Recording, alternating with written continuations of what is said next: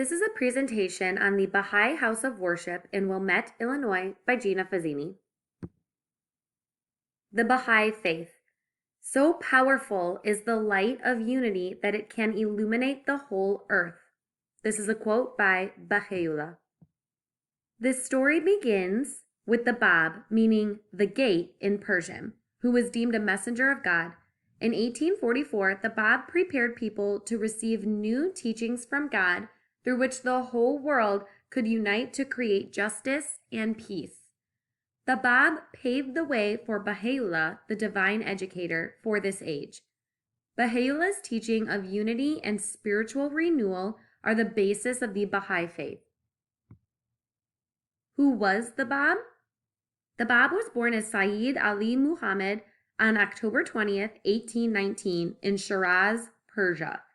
As a young man, he attempted to work for his uncle. However, he closed up shop when his spirit felt called to take on a months-long religious pilgrimage. In 1843, he had a dream that God wanted him to bring a message to the people of the world, which is when he officially took the title of the Bab and set about laying the groundwork for the promised one who is yet to arrive. In 1844, the Bab traveled to Mecca, the holiest city in the Muslim world, to make a public announcement of this new faith.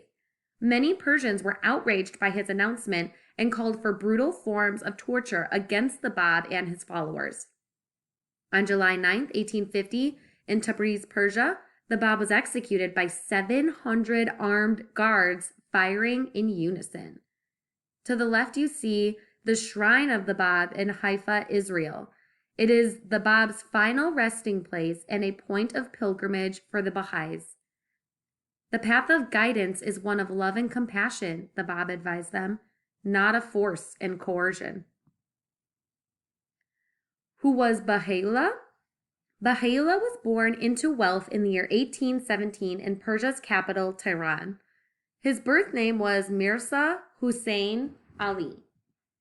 Baha'u'llah's father was a royal advisor. However, growing up around people in the royal court only deterred Baha'u'llah from pursuing that life due to the amount of envy, gossip, and corruption that he saw.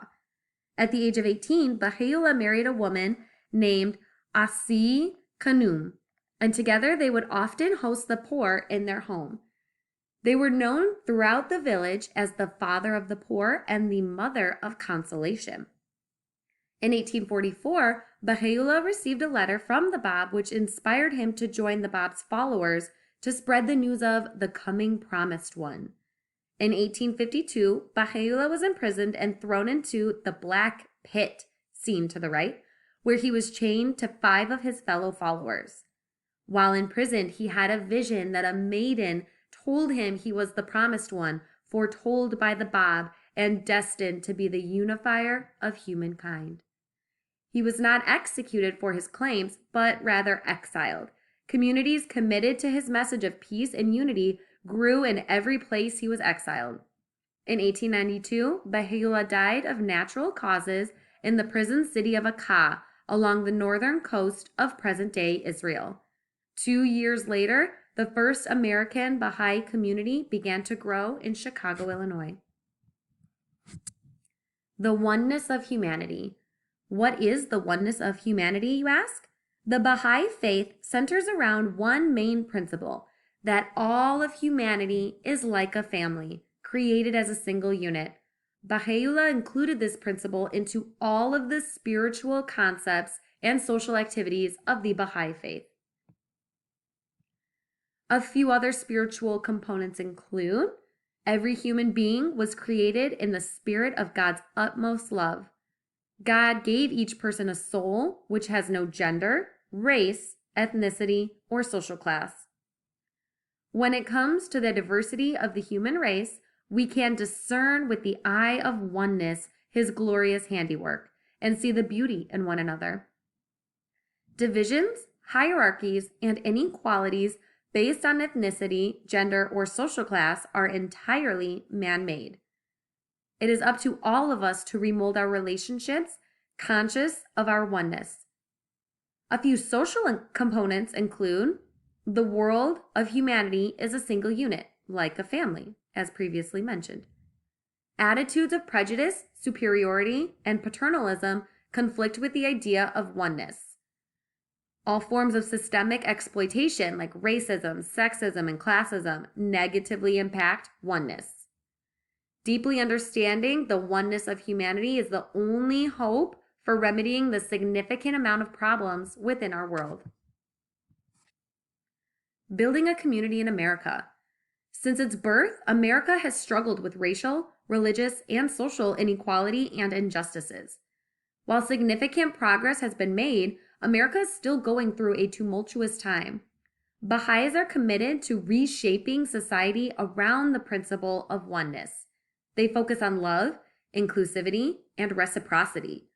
Baha'is hope to join forces with the countless good-hearted Americans working for the same goals. Building community in America.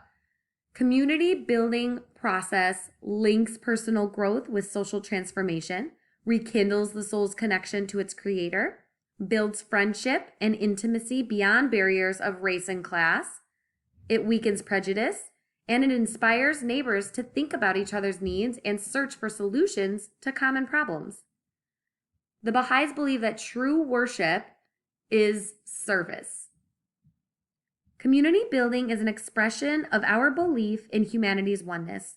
The welfare of any segment of humanity is inextricably bound up with the welfare of the whole. Humanity's collective life suffers when any one group thinks of its own well-being in isolation from that of its neighbors. A quote by the Universal House of Justice. Experiences and service. What can I expect when I visit the Baha'i House of Worship? The Baha'i faith teaches that every person can learn about and find their own religious and spiritual truth. When one visits the Baha'i House of Worship, they are able to learn more about the Baha'i faith's underlying, unifying teachings, including the oneness of humanity, the common threads among all major religions, and the connection between the human spirit and its creator. The auditorium holds daily devotions, holy day programs, weddings, and all other in-person gatherings. They are currently suspended due to the pandemic. There are rooms for study circles where people can come and learn more about the teachings of Baha'u'llah, the Divine Educator. Visitors can also take a few moments to pray outside in these stunning prayer gardens. What do Baha'i services look like? There is no clergy in the Baha'i faith, and no sermons or speeches are given in the auditorium. Excerpts from scripture are pre-selected by the House of Worship staff and read aloud by local community members. Take a look at some of the experiences and services. On the left-hand side, it shows how you can come to the Baha'i House of Worship and pray in the gardens. Take note at the beauty, peace, and serenity of these gardens. On the right-hand side, you can see a group attending a study circle where excerpts from scripture are read. And then lastly, in the bottom right corner, you can see some people sitting for daily devotions. Baha'is recognize the current state of America as one of tension and division, reminding us that racial prejudices are set deeply in our society. They are struggling to find common ground around a shared sense of values. As this division widens, bigotry and social, racial, religious prejudices are starting to rise to the surface. The roots of these divisions are deep within American culture, making it difficult to build positive relationships with those who have a different mindset.